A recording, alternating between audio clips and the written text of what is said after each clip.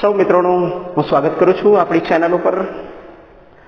સૌપ્રથમ આપણે ટેન્સની જે સવારી કરી છે એ સવારી આપણી થોડી આગળ વધે છે।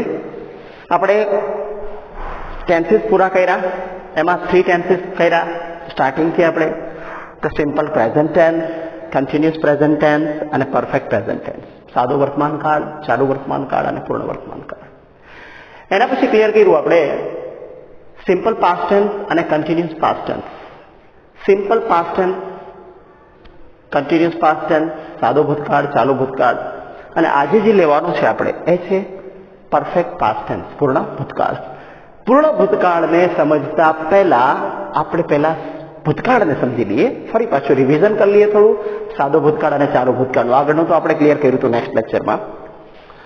સાદો ભૂતકાળ, કોઈ પણ ક્રિયા ભૂતકાળમાં થઈ ગઈ, આનું સૂત્ર યાદ રાખવાનું, કર્તા પ્લસ ક્રિયાપદનું ભૂતકાળનું રૂપ પ્લસ કર્મ। પ્રશ્નાર્થ અને નકારમાં ડીડ પ્લસ મૂળ રૂપ આવી જાય છે, અને આના રેકગ્નાઇઝેશન વર્ડ હતા, ઓળખ હતી। Last night, last month, last year, yesterday. એક્ઝામ્પલમાં લઈએ તો કે મેં ગઈકાલે પત્ર લખ્યો, મેં ગઈકાલે પત્ર લખ્યો। I wrote a letter yesterday. Wrote, write, wrote, written, ભૂતકાળનું રૂપ, આઈ રોટ a letter। ઇન્ટ્રોગેટિવની અંદર થશે did I write a letter yesterday, રોટનું થઈ ગયું રાઇટ। નેગેટિવની અંદર થશે I did not write a letter yesterday। તો સાદા ભૂતકાળની અંદર આપણે યાદ રાખવાનું છે કે હકાર વાક્યમાં અફર્મેટિવ સેન્ટેન્સની અંદર ભૂતકાળનું રૂપ આવશે, અને ઇન્ટ્રોગેટિવ અને નેગેટિવની અંદર ડીડ પ્લસ મૂળ રૂપ આવશે। આ વસ્તુને ખાસ યાદ રાખવાની છે। નેક્સ્ટ આપણે ટેન્સ લીધો કન્ટિન્યુઅસ પાસ્ટ ટેન્સ, ચાલુ ભૂતકાળ। ચાલુ ભૂતકાળ, કોઈ પણ ક્રિયા ભૂતકાળમાં ચાલુ હતી। સૂત્ર યાદ રાખવાનું હતું, કર્તા પ્લસ વોઝ કે વર પ્લસ ક્રિયાપદને આઈએનજી પ્લસ કર્મ। ઇન્ટ્રોગેટિવ નેગેટિવની અંદર વોઝ અને વર આગળ આવશે, અને વોઝ વર પછી નોટ મુકાશે એટલે નકાર બને છે। પણ આ વાક્ય રચના એકલી ક્યારેય વપરાતી નથી। આ વાક્ય રચના હંમેશા ડબલ વાક્ય રચનાની અંદર જ આનો ઉપયોગ થાય છે। ડબલ વાક્ય રચનામાં જે ક્રિયા ચાલુ હતી એને ચાલુ ભૂતકાળમાં લો, અને બીજી જે ક્રિયા છે એને સાદા ભૂતકાળમાં લો। જેને રેકગ્નાઇઝેશન વર્ડ હતા વેન, વાઇલ અને એઝ। એમાં વેન અને વાઇલ બંને નથી મૂકી શકાતા, કોઈ એક મૂકી શકાય છે। તો એના માટે પણ નિયમો મેં તમને આપ્યા હતા કે વેન સાદા ભૂતકાળ પહેલા મુકાય છે, અને વાઇલ છે એ ચાલુ ભૂતકાળ પહેલા મુકાય છે। જ્યારે હું આવ્યો ત્યારે તમે ચા પીતા હતા, તો વેન થી આપણે વાક્ય બનાવશો તો જ્યારે હું આવ્યો તો વેનને પહેલા મૂકો। વેન આઈ કેમ, તમે ચા પીતા હતા, તમારી ક્રિયા ચાલુ હતી। યુ વેર ડ્રિંકિંગ ટી, અને વાઇલ મૂકવું હોય તો તમે વચ્ચે મૂકી શકો, આઈ કેમ while you were drinking T. આ રીતના આપણે ચાલુ ભૂતકાળનો ઉપયોગ કર્યા હતા, શીખાતા। અને બંને ક્રિયા એમાં ચાલુ પણ હોઈ શકે છે કે હું ક્રિકેટ રમતો હતો ત્યારે તમે ફિલ્મ જોતા હતા। હું ક્રિકેટ રમતો હતો ત્યારે તમે ફિલ્મ જોતા હતા, તો બંને વાક્યો પણ ચાલુ ભૂતકાળમાં આવી શકે છે।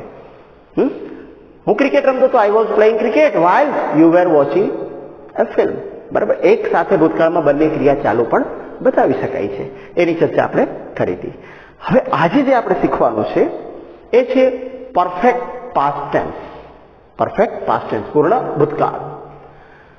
ભૂતકાળ આપણને ઘણું બધું શીખવે છે।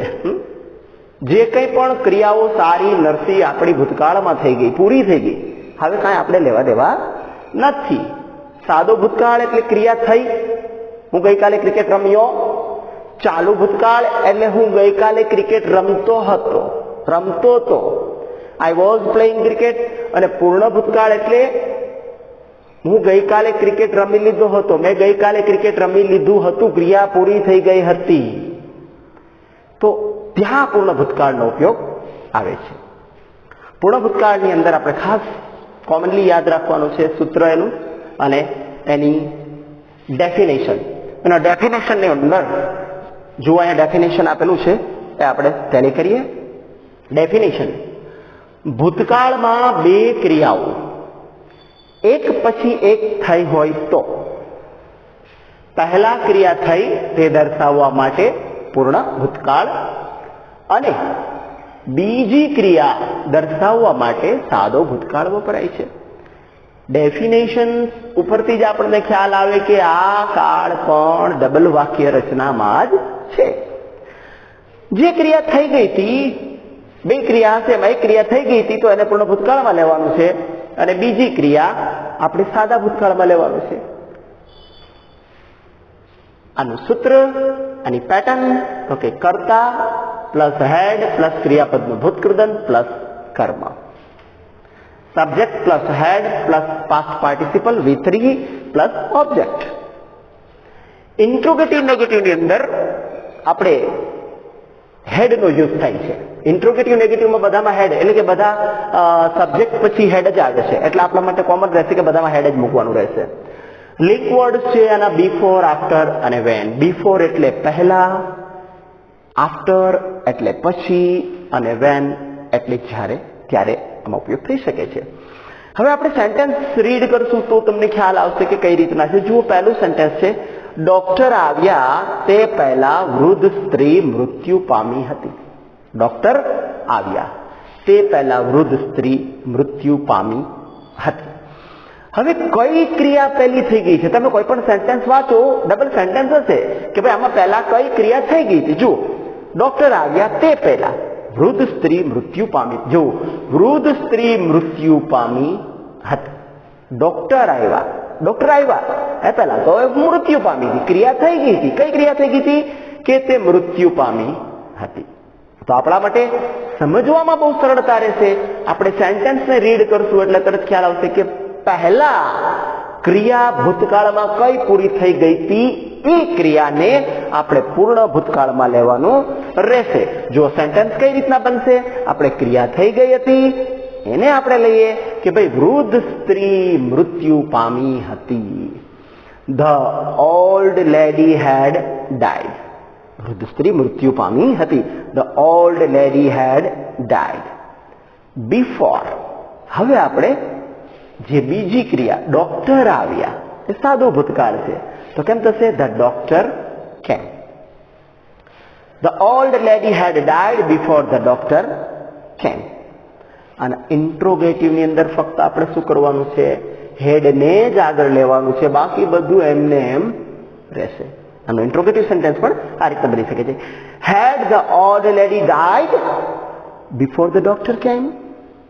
The old lady had not died before the doctor came. આ રીતના આપણે સેન્ટેન્સ ફક્ત હેડને જ કર્તાની આગળ મૂકી દો એટલે એમાં પ્રસ્તાર્થ બને છે અને હેડ પછી નોટ મૂકો તો નકાર બને છે.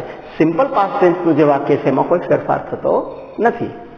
સેકન્ડ સેન્ટેન્સ આપણે જોઈએ તો, હું ફૂટબોલ રમ્યો પહેલા હું ક્રિકેટ રમ્યો હતો. જો, હું ફૂટબોલ રમ્યો એ પહેલા હું ક્રિકેટ રમ્યો હતો. આપણે પહેલા શું રમી લીધા? ક્રિકેટ રમી લીધા હતા. હું ક્રિકેટ રમી લીધો હતો. ક્રિયા પહેલા પૂરી થઈ ગઈ હતી એને પૂર્ણ ભૂતકાળમાં અને બીજી ક્રિયાને સાદા ભૂતકાળમાં કોમનલી. જો, હું ફૂટબોલ રમ્યો તે પહેલા હું ક્રિકેટ રમ્યો હતો. હું ક્રિકેટ રમ્યો હતો. I had played cricket. ક્રિયા પૂરી થઈ ગઈ હતી એને આપણે પૂર્ણ ભૂતકાળમાં લઈ લીધું છે. I had played cricket before I played football. બરાબર છે. નેક્સ્ટ, હું આવ્યો એ પહેલા તમે લગ્ન કરી લીધા હતા. હું આવ્યો એ પહેલા તમે લગ્ન કરી લીધા હતા. કઈ ક્રિયા પૂરી થઈ ગઈ હતી? લગ્ન કરવાની ક્રિયા પૂરી થઈ ગઈ હતી. તો you had married before I came. You had married before I came. બરાબર. તો હવે આપણે જોઈશું પૂર્ણ ભૂતકાળના થોડા આગળના સેન્ટેન્સ તરફ. આપણે આગળના સેન્ટેન્સ જોયા છે એનો થોડા ઘણા બધા યુઝીસ છે, પણ આપણે જે સબ્જેક્ટ લેવલે જે કંઈ પણ યુઝીસ થાય છે એનો એક વધારાનો યુઝ પણ આની અંદર આપેલો છે. તો પૂર્ણ ભૂતકાળની અંદર ફરી આપણે જોઈએ તો જુઓ આગળ, ટ્રેન રવાના થઈ તે પછી હું સ્ટેશને પહોંચ્યો. આની અંદર આપણે આફ્ટરનો યુઝ છે, બરાબર. ટ્રેન રવાના થઈ તે પછી હું સ્ટેશને પહોંચ્યો. આપણે તો જોવાનું છે કે ક્રિયા કઈ પૂરી થઈ ગઈ, તો કે after the train had departed. After the train had departed I reached the station. હું સ્ટેશને તો પહોંચ્યો, બરાબર, પણ ટ્રેન તો રવાના થઈ ગઈ હતી. એટલે જે ક્રિયા પહેલા ભૂતકાળમાં પૂરી થઈ ગઈ હતી એને આપણે લેવાની છે હેડ પ્લસ પાસ્ટ પાર્ટિસિપલમાં, અને બાકીનું જે છે એને સાદા ભૂતકાળમાં.